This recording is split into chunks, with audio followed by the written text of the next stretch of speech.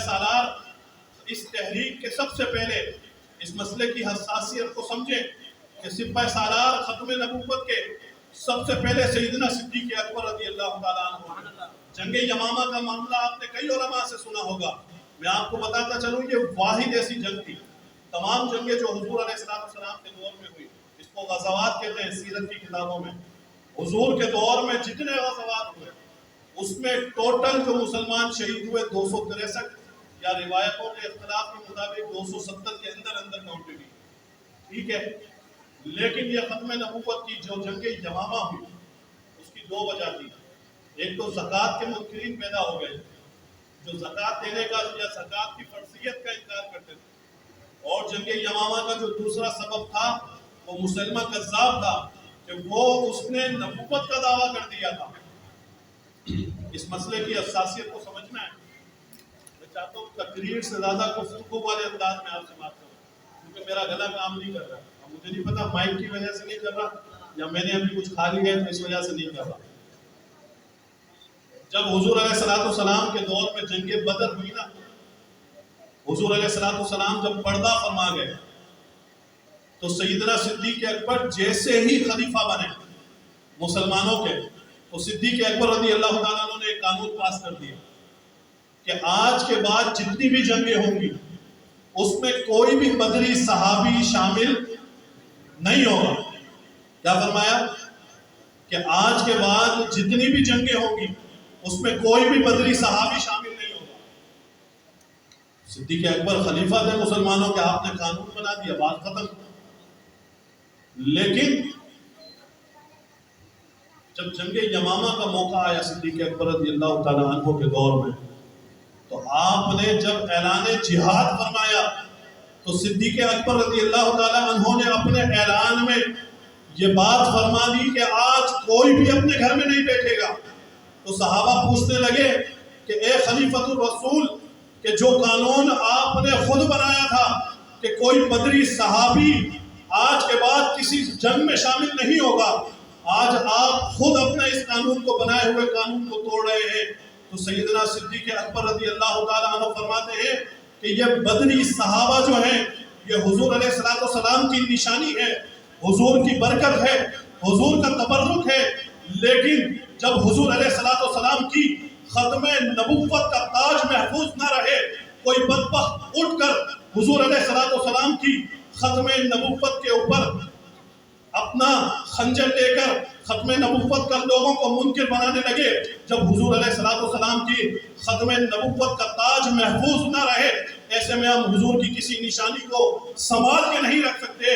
جناب والا، ہم حضور علیہ السلام کے کسی بھی تبرک کو نہیں رکھ سکتے، کیونکہ حضور علیہ السلام کی اس تاج کو، اس عقیدے کو مسلمانوں نے حفاظت کرنا ہے۔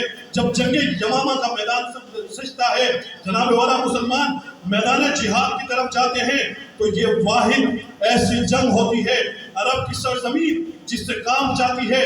1200 صحابہ اس ایک جنگ کے اندر شہید ہو جاتے ہیں۔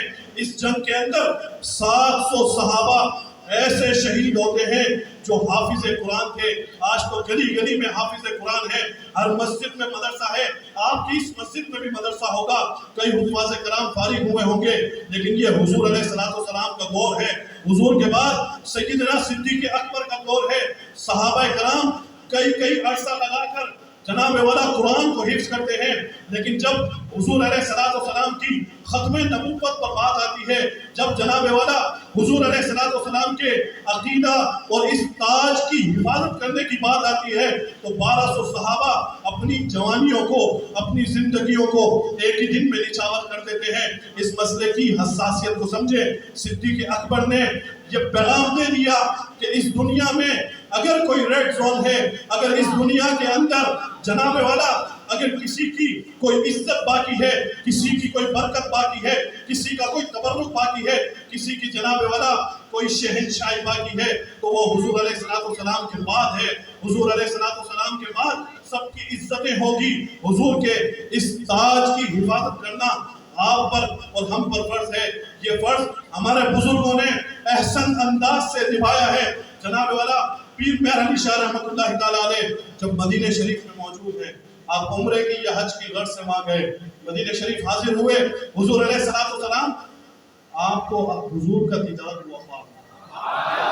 پیر مہر علی شاہ رحمۃ اللہ تعالیٰ علیہ فرماتے ہیں کہ حضور علیہ السلام نے خواب میں دیدار کروایا اور حضور فرمانے لگے کہ اے مہر علی شاہ، تو یہاں بیٹھا ہے اور وہاں ہندوستان کے اندر مرزا قادیانی جو ہے مسلمانوں کو ختم نبوت کا منکر بنا رہا ہے، ایسا کر ہندوستان جا اور اس کا مقابلہ کر۔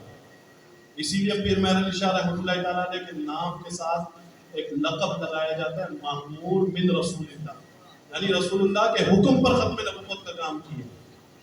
جب پیر صاحب مدینہ شریف سے پہنچے نا واپس، تو پیر صاحب نے دیکھا کہ مرزا قادیانی نے مسلمانوں کو مناظرے کا چیلنج کیا ہوا ہے۔ پیر صاحب نے راولپنڈی سے ہی جو ہے اس کو خط لکھ دیا، اے مرزا پہلے یہ بتا کہ جب ہم مناظرہ کرنے آئیں گے تو بھاگے گا تو نہیں، یا ایسا تو نہیں ہے کہ جو مقام ہمارا ڈیسائیڈ ہو جائے، طے ہو جائے تو اس جگہ تک آئے گا یا تو بھاگ جائے گا؟ کیونکہ ہمارے بزرگوں کو اللہ تعالیٰ نے وہ عطا کیا تھا، وہ نظر عطا کی تھی کہ وہ سمجھ جاتے تھے کہ یہ بزدل ہے، یہ جھوٹا ہے، یہ کانا ہے، یہ دجال ہے، یہ باتیں میں ایسے ہی نہیں کر رہا۔ حضور علیہ السلام کی حدیث مبارکہ حضور فرماتے ہیں سیکون فی امتی ثلاثون کذابون، حضور فرماتے ہیں کہ عنقریب میری امت میں 30 ایسے جھوٹے پیدا ہو جائیں گے، کلہم یزعم انہ نبی، کہ ہر ایک ان میں سے یہ دعویٰ کرے گا کہ وہ نبی ہے۔